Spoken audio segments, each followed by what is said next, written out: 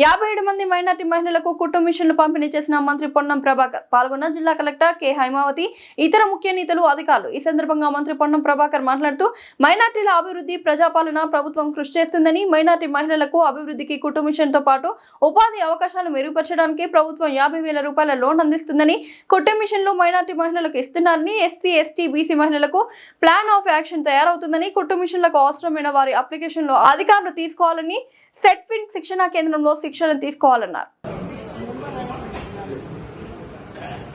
సోదరి మహిళలకు కుటుంబ మిషన్ల పంపిణీ కార్యక్రమానికి విచ్చేసినటువంటి గౌరవ స్థానిక సంస్థలు మరియు రాష్ట్ర కుటుంబ మిషన్లు అంటే మన యొక్క స్వయం ఉపాధి సొంత కాలంపై నిలబడి స్వయం ఉపాధి పొందాలన్న ఉద్దేశంతో తెలంగాణ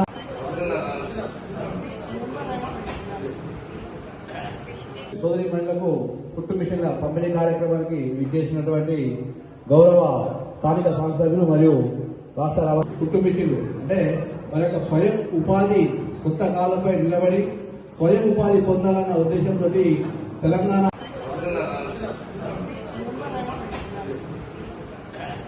సోదరి మహిళలకు కుటుంబ మిషన్ల పంపిణీ కార్యక్రమానికి విచ్చేసినటువంటి గౌరవ స్థానిక సంస్థలు మరియు రాష్ట్ర కుటుంబ మిషన్లు అంటే మన యొక్క స్వయం ఉపాధి సొంత కాలంపై నిలబడి స్వయం ఉపాధి పొందాలన్న ఉద్దేశంతో తెలంగాణ ఒక్కరు కూడా ఇయ్యలేదు.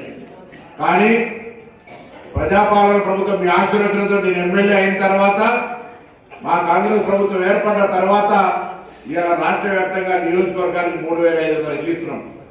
173 ఊర్లు ఉన్నాయి. ప్రతి ఊర్లో ఇవాళ ఇందిరమ్మ ఇల్లు ఇచ్చినాం. ఇవాళ హుస్నాబాద్ టౌన్ లో 171, అలా 165 పైన ఇల్లు కట్టుకున్నారు. ఇవాళ 372 ఇల్లు రేపు అందరు ముగ్గు పోసుకొని ఫోటోలు అప్లోడ్ చేయాలి.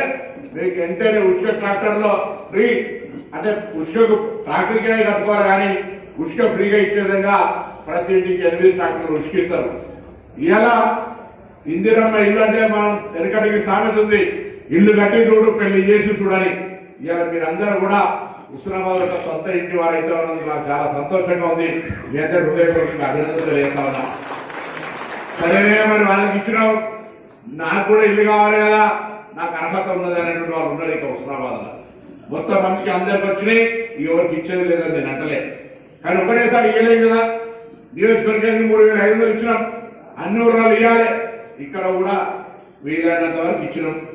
ఇంకా రావాల్సిన వాళ్ళు ఎవరైనా దయచేసి మీరు అప్లికేషన్ పెట్టుకొని నిరాశ పడకండి.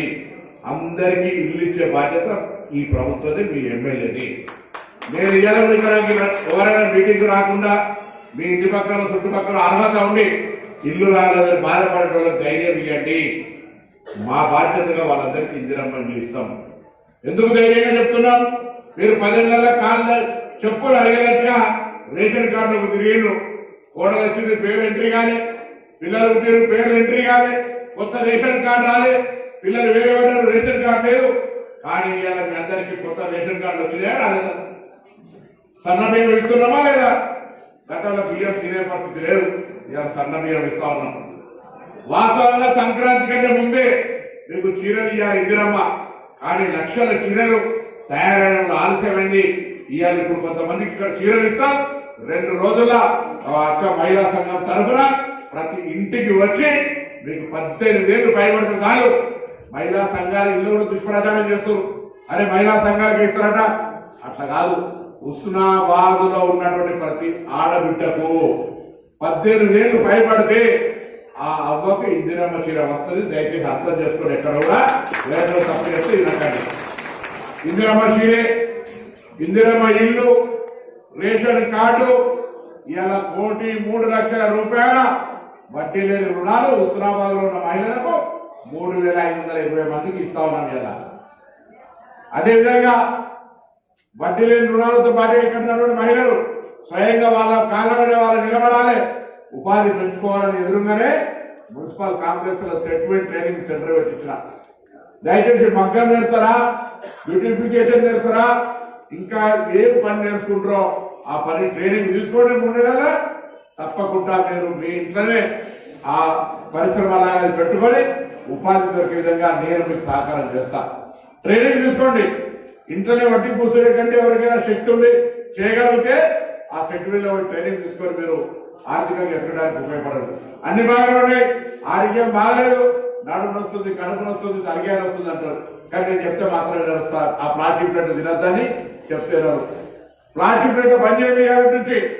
అందుకే 20 సంఘాలకు, మహిళా సంఘాలకు హుస్నాబాద్ 13 రకాల వస్తువులతో స్టీల్ ప్లేట్ ఇచ్చినాం.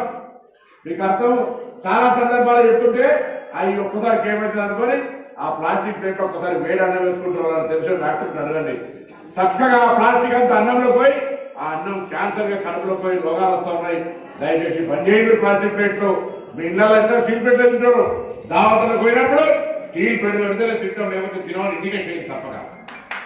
ఇలా మహిళా సంఘాలకు సంబంధించి 20 మందికి 20 సంఘాలకు ఆ సంఘాల సభ్యులు ఉండేటువంటి ఆ ఏరియాలో అందరూ కూడా స్టీల్ వాడకం చేయమని చెప్పినాం.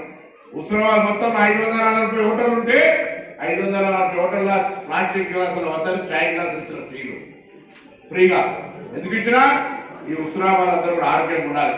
ఆరోగ్యంగా ఉండాలంటే దావారం సిద్దిపేట వాళ్ళ, కరీంనగర్ వాళ్ళ, హన్మకొండ వాళ్ళ అంటే ఇక్కడనే 250 పడకల ఆసుపత్రి, 6 అంతస్తులతోటి అన్ని రకాల సౌకర్యాలతో కట్టడం శురువైంది. ఏడాది నెలల హుస్నాబాద్నే ఆ 250 పడకల ఆసుపత్రి, పీజీ డాక్టర్లు ఎంబీబీఎస్ అయిపోయిన వాళ్ళు ఇక్కడ చదువుకోవడానికి, మనకు పరీక్షలు చేయడానికి ఉండేట్టుగా పీజీ కాలేజ్ వచ్చింది. అలా అవును, అన్ని మంచిగా ఉన్నాయి. మరి ఎప్పుడైనా డ్యామ్ ఎల్లమ్మ చెరువు పోతే ఎట్లా అంటే ఎల్లమ్మ చెరువు ఎట్లయితుందో మీరు చూసి మన బతుక మారేది.